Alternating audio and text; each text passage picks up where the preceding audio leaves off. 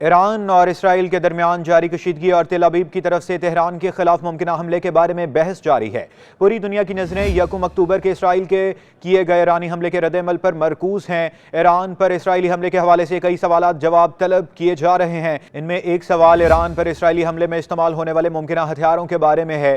حالیہ دہائیوں کے دوران اسرائیلی دفاعی انتظامیہ نے ایران پر ممکنہ حملے کی تیاری کے لیے اربوں ڈالر کی سرمایہ کاری کی ہے۔ اسرائیل نے اس مقصد کے لیے خصوصی ہتھیار تیار کیے ہیں، اگرچہ ان میں سے کچھ ہتھیاروں کی صلاحیتیں اس وقت تک ظاہر نہیں کی گئی جب تک کہ انہیں غیر ملکی فضائیہ کو فروخت نہیں کیا گیا تھا۔ دی یروشلم پوسٹ نے ایک رپورٹ میں ان تیاریوں کے بارے میں انکشاف کیا ہے۔ رپورٹ کے مطابق اسرائیل نے اپنی امریکی امداد کا بڑا حصہ ایسے لڑاکا طیاروں کے خرید و فروخت کے لیے مختص کیا ہے جو ہر سمت میں 2 گھنٹے اڑنے کی صلاحیت رکھتے ہیں، جس میں ایک جدید F-15-1 اسکواڈرن سے لے کر 4 F-16-1 سوفا اسکواڈرن شامل ہیں۔ لاک ہیڈ مارٹن کمپنی نے خاص طور پر ان طیاروں کے لیے ہم آہنگ ایندھن کی ٹینک بھی تیار کر لیے ہیں، جنہیں ایروڈائنامکس یا ریڈار سے چھپ کر اپنی رینج تک پہنچنے کے لیے ڈیزائن کیا گیا۔ غیر ملکی رپورٹس میں کہا گیا کہ اسرائیل نے F-35 طیاروں کے لیے ڈیٹیکیبل ایندھن کے ٹینک تیار کیے ہیں، جس سے وہ سٹیل صلاحیتوں کو برقرار رکھتے ہوئے ایران تک پہنچ سکتے ہیں۔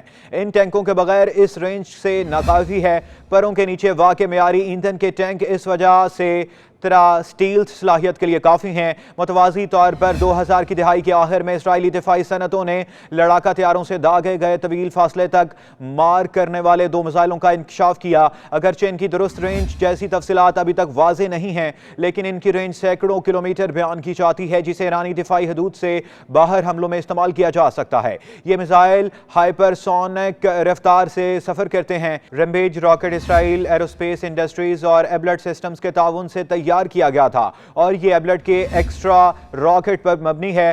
میزائل کو ابتدائی طور پر زمین سے لانچ کرنے کے لیے ڈیزائن کیا گیا تھا، پھر اسے فضائی لانچ کے لیے تبدیل کیا گیا تھا۔ اس میں متعدد نیویگیشن سسٹم موجود ہیں جو ہدف کو درست طریقے سے نشانہ بناتے ہیں۔ یہ میزائل 4.7 میٹر لمبا اور 30.6 سینٹی میٹر قطر پر مشتمل ہے، جبکہ اس کا وزن 570 کلو گرام ہے۔ یہ missile 150 kilo gram war had رکھتا ہے، جو اسے میزائل بیٹریوں، کمانڈ سینٹرز اور دیگر اہم اہداف کے خلاف مؤثر بناتا ہے۔ اس میزائل کو اسرائیلی F-15, F-16 اور F-35 طیاروں سے بھی لانچ کیا جا سکتا ہے۔ موجودہ میزائل ٹیکنالوجی پر اس کا انحصار اسے سستا بناتا ہے، جس کا تخمینہ چند لاکھ ڈالر فی یونٹ ہے۔ اس کے علاوہ اسرائیل کے پاس راکس میزائل ہے، جسے رافیل نے 2019 میں نمائش کے لیے پیش کیا تھا۔ اس پر سپر سونک کروزنگ صلاحیتوں کے علاوہ سیٹلائٹ نیویگیشن، آپٹیکل ٹارگیٹنگ کی سہولت بھی موجود ہے۔ یہ رافیل کے اینکر میزائل پر مبنی ہے، جو ایرانی شہاب میزائل کی رفتار اور چال میں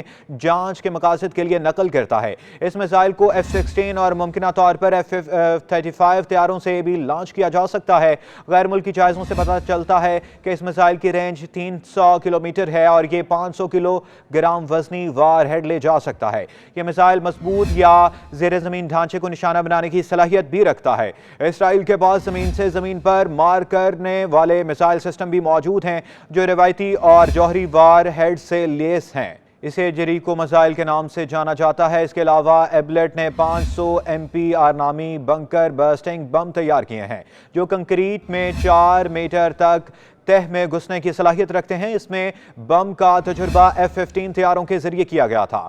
پاپ آئی ٹربو ایک اور اسرائیلی ہتھیار ہے جس کا علم صرف غیر ملکی رپورٹروں سے ہوتا ہے۔ اسے پاپ آئی ٹربو کروزر میزائل کہتے ہیں، جسے رافیل نے تیار کیا ہے۔ اس کی رینج 1500 کلومیٹر ہے۔ پاپ آئی ٹربو کو اسرائیلی بحریہ کی آبدوزوں سے لانچ کرنے کے لیے ڈیزائن کیا گیا ہے اور یہ روایتی اور جوہری وار ہیڈز لے جانے کی صلاحیتیں رکھتا ہے۔ یہ رینج اسرائیلی آبدوزوں کو خلیج عرب میں داخل ہونے پر بغیر بحیرہ احمر یا بحیرہ عرب سے ایران پر حملہ کرنے کی صلاحیت رکھتی ہے۔